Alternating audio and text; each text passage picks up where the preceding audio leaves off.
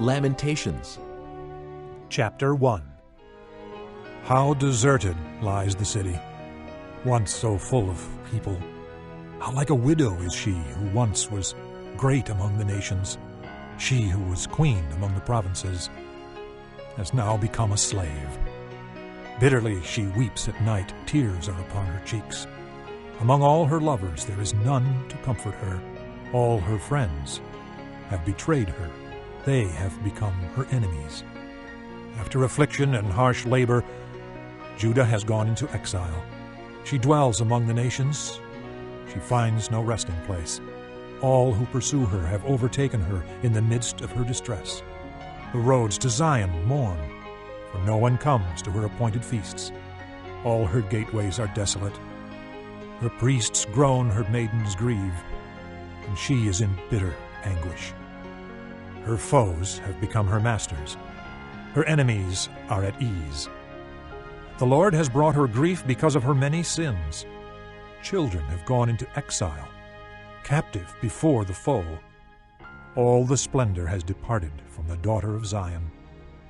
Her princes are like deer that find no pasture. In weakness they have fled before the pursuer. In the days of her affliction and wandering, Jerusalem remembers all the treasures that were hers in days of old. When her people fell into enemy hands, there was no one to help her. Her enemies looked at her and laughed at her destruction. Jerusalem has sinned greatly, and so has become unclean. All who honored her despise her, for they have seen her nakedness. She herself groans and turns away. Her filthiness clung to her skirts. She did not consider her future. Her fall was astounding. There was none to comfort her. Look, O Lord, on my affliction, for the enemy has triumphed. The enemy laid hands on all her treasures. She saw pagan nations enter her sanctuary, those you had forbidden to enter your assembly. All her people groan as they search for bread. They barter their treasures for food to keep themselves alive. Look, O Lord, and consider, for I am despised. Is it nothing to you, all you who pass by? Look around and see. Is any suffering like my suffering that was inflicted on me, that the Lord brought on me in the day of his fierce anger? From on high he sent fire, sent it down into my bones. He spread a net for my feet and turned me back. He made me desolate, faint all the day long. My sins have been bound into a yoke. By his hands they were woven together. They have come upon my neck, and the Lord has sapped my strength. He has handed me over to those I cannot withstand. The Lord has rejected all the warriors in my midst. He has summoned an army against me to crush my young men. In his winepress, the Lord has trampled the virgin daughter of Judah. This is why I weep, and my eyes overflow with tears. No one is near to comfort me, no one to restore my spirit. My children are destitute because the enemy has prevailed. Zion stretches out her hands, but there is no one to comfort her. The Lord has decreed for Jacob that his neighbors become his foes. Jerusalem has become an unclean thing among them. The Lord is righteous, yet I rebelled against his command. Listen, all you peoples. Look upon my suffering. My young men and maidens have gone into exile. I called to my allies, but they betrayed me. My priests and my elders perished in the city while they searched for food to keep themselves alive. See, O Lord, how distressed I am. I am in torment within, and in my heart I am disturbed, for I have been most rebellious. Outside the sword bereaves, inside there is only death. People have heard my groaning, but there is no one to comfort me. All my enemies have heard of my distress. They rejoice at what you have done. May you bring the day you have announced, so they may become like me. Let all their wickedness come before you. Deal with them as you have dealt with me. Because of all my sins, my groans are many, and my heart is faint. Chapter 2. How the Lord has covered the daughter of Zion with the cloud of his anger. He has hurled down the splendor of Israel from heaven to earth. He has not remembered his footstool in the day of his anger. Without pity, the Lord has swallowed up all the dwellings of Jacob. In his wrath he has torn down the strongholds of the daughter of Judah. He has brought her kingdom and its princes down to the ground in dishonor. In fierce anger, he has cut off every horn of Israel. He has withdrawn his right hand at the approach of the enemy. He has burned in Jacob like a flaming fire that consumes everything around it. Like an enemy he has strung his bow. His right hand is ready. Like a foe he has slain all who were pleasing to the eye. He has poured out his wrath like fire on the tent of the daughter of Zion. The Lord is like an enemy. He has swallowed up Israel. He has swallowed up all her palaces and destroyed her strongholds. He has multiplied mourning and lamentation for the daughter of Judah. He has laid waste his dwelling like a garden. He has destroyed his place of meeting. The Lord has made Zion forget her appointed feasts and her Sabbaths. In his fierce anger, he has spurned both king and priest. The Lord has rejected his altar and abandoned his sanctuary.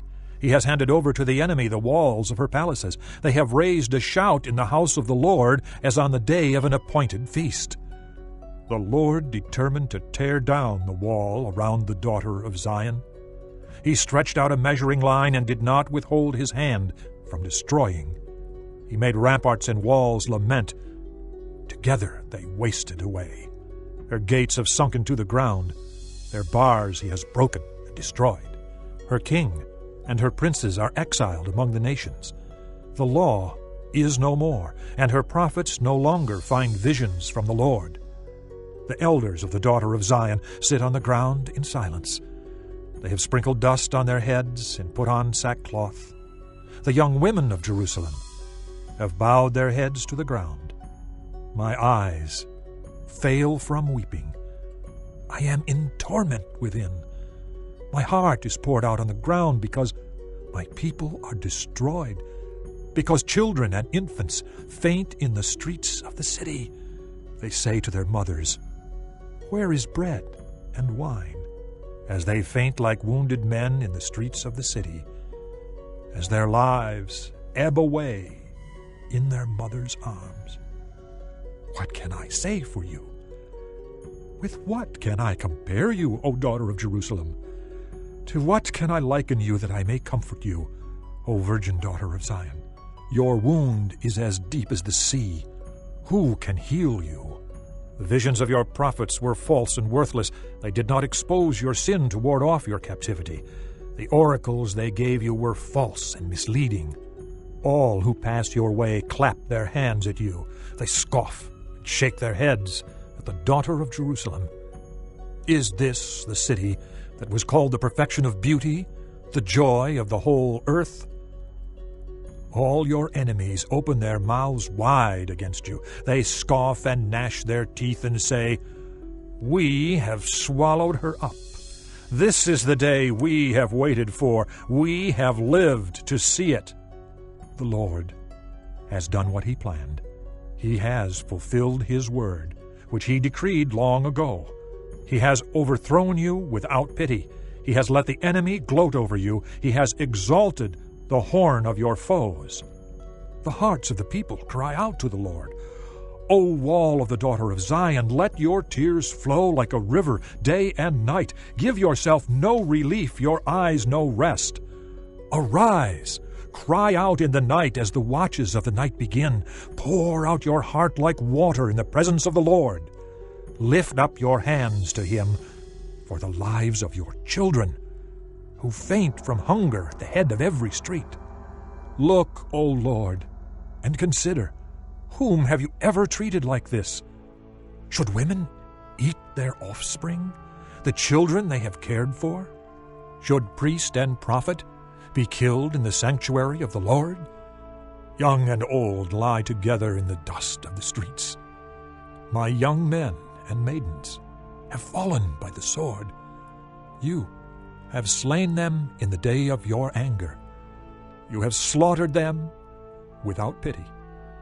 As you summoned to a feast day, so you summoned against me terrors on every side. In the day of the Lord's anger no one escaped or survived. Those I cared for and reared, my enemy has destroyed. Chapter 3.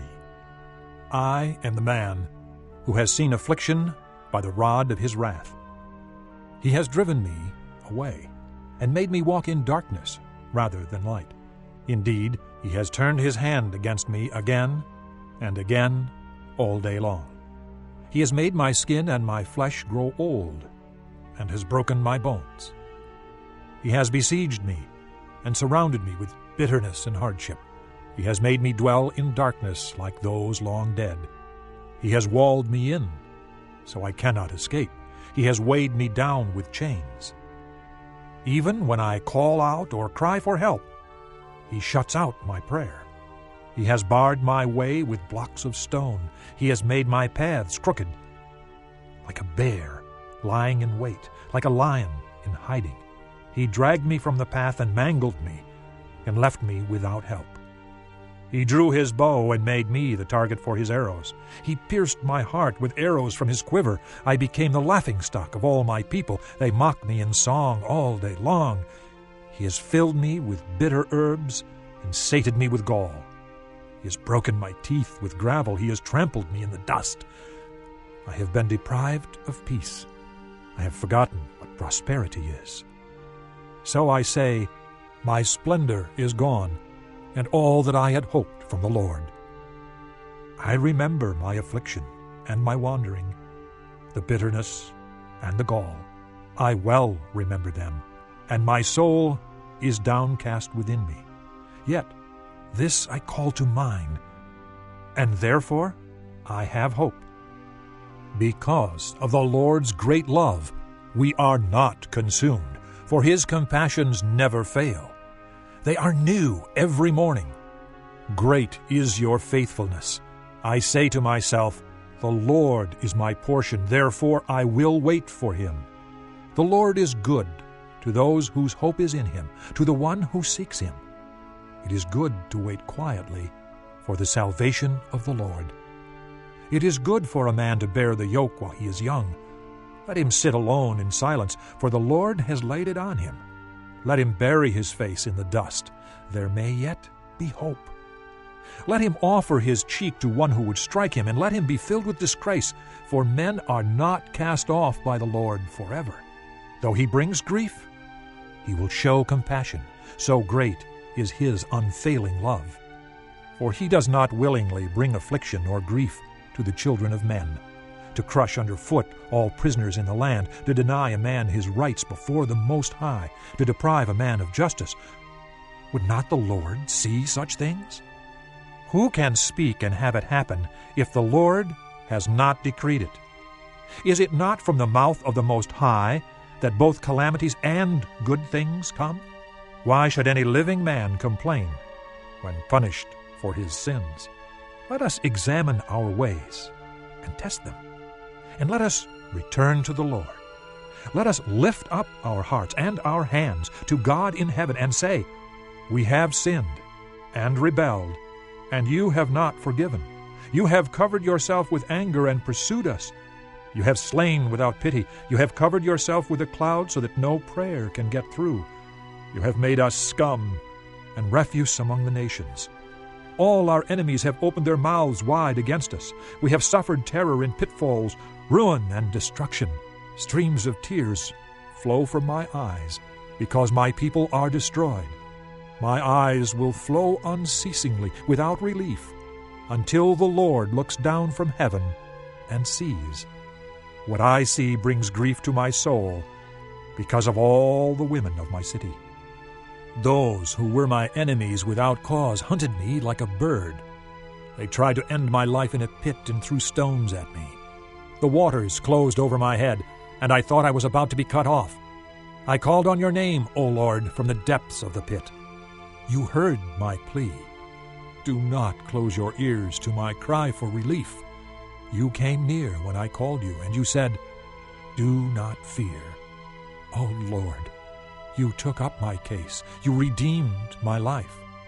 You have seen, O Lord, the wrong done to me. Uphold my cause. You have seen the depth of their vengeance, all their plots against me.